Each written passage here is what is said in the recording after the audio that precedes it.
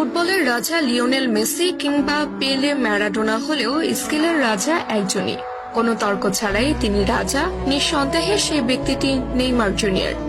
বল পায়ে রাজত্ব কায়েম করা নেইমার আবারও আলোচনায় এসেছেন তার স্কিল শো করে।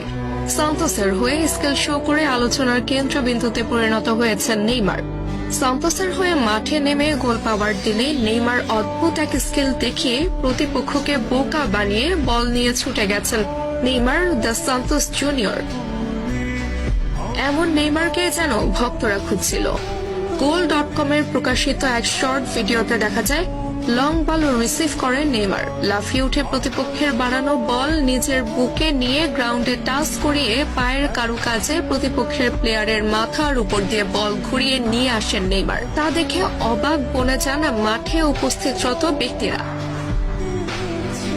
একজন ফুটবলার কতটা পারদর্শী হলে অন টাইমে এমন স্কিল শো করতে পারেন সেটি যেন আলোচনার বিষয়।